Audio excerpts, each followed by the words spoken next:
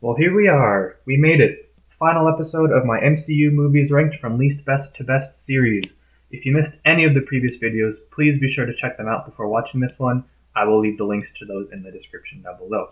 In this video, I'm talking about my top 5 favorite MCU movies. All 5 of these movies I could just sit down, pop one of them on at any time, and watch through the entire thing no problem.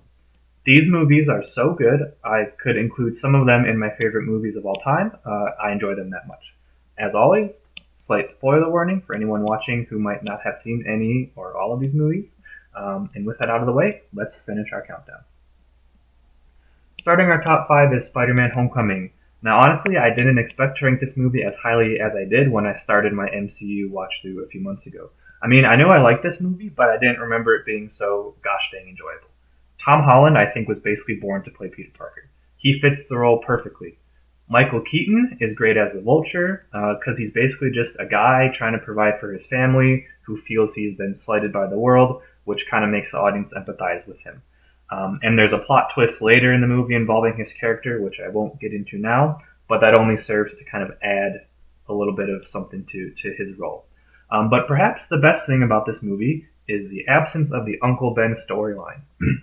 The people who made this movie know the audience has already seen the Uncle Ben storyline play out twice before, and we know how it goes down. In addition to that, when Tony recruited Peter Parker in Captain America Civil War, Peter had already been Spider-Man for a bit of time, so including the Uncle Ben stuff just wouldn't have fit chronologically, it would have been out of order. So I'm glad they didn't have that in there. Yeah, so in the end, this movie is basically an origin story that just includes the good stuff. It picks up after the hero's first big battle, so he's kind of used to already doing the stuff that needs to be done as a hero, but he's still developing and trying to figure out what kind of hero he wants to be. And that's why I have this movie so high on my list. Guardians of the Galaxy Volume 2. This is the second movie on my list, the first one being Black Panther, where I think people will disagree with me the most. But I refuse to apologize for putting this movie at number 4 on my list. I don't think there is an MCU movie that I have watched more times than this one, so I can say for sure that I have no hesitation at all rating it as highly as I do. Everything about this movie works for me. It's funny, obviously, as an MCU movie should be.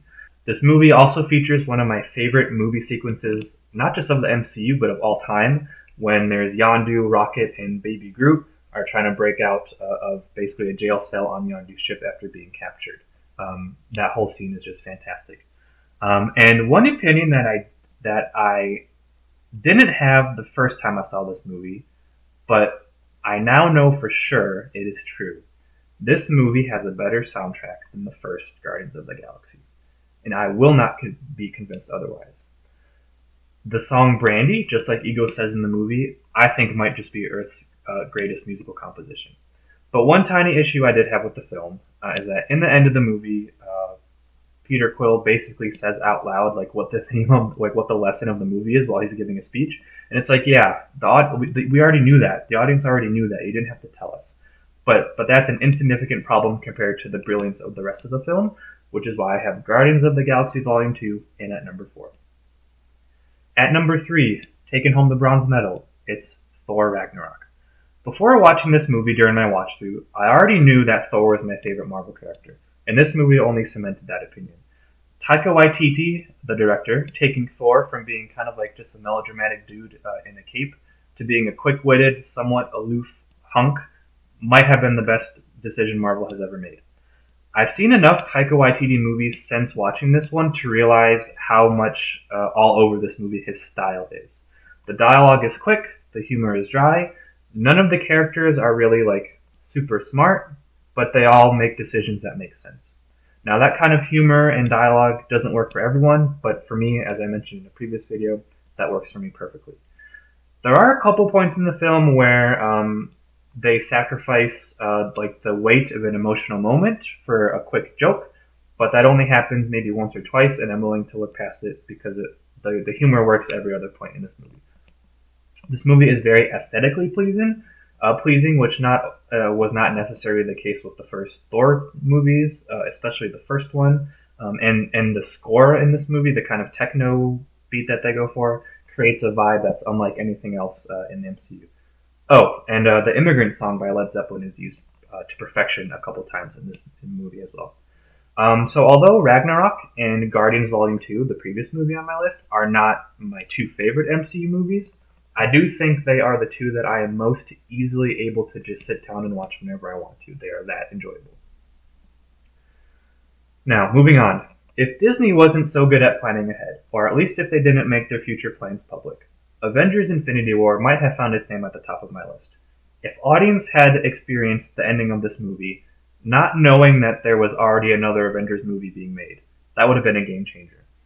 But knowing that the events at the end of this movie probably wouldn't be permanent, I give my silver medal, the number 2 spot on my list, to Avengers Infinity War. This movie doesn't give you any time to breathe. From the first scene, you know that the stakes are real and it just goes and goes and goes. There really isn't any traditional 3-act structure to this movie. Our heroes are just in constant action from start to finish. And that can really only work in a movie like this, where the audience kind of already knows the characters and everything that's going on, and the film doesn't have to provide us any like background info or setup. It's already done the setup. It can just go.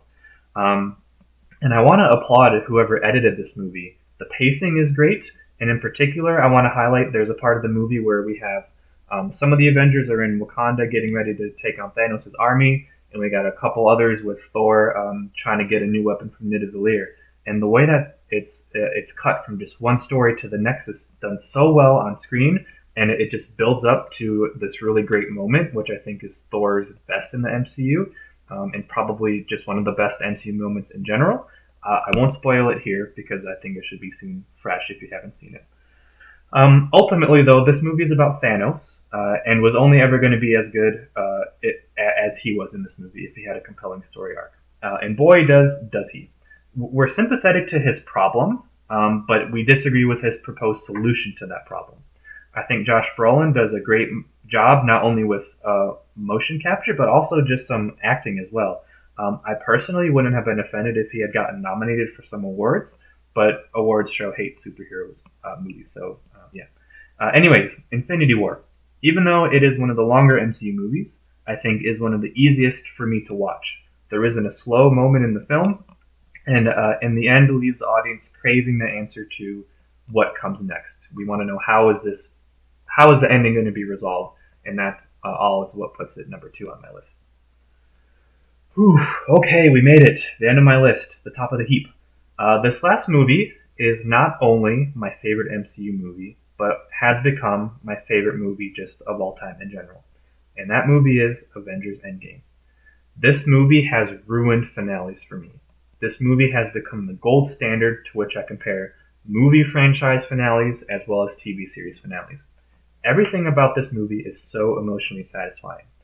We get moments in this movie that are callbacks to previous moments in the MCU, and it brings them full circle. Hardcore fans of the MCU, such as myself, we get everything we wanted in this movie, plus things we didn't know we wanted but are glad that this movie gives them to us.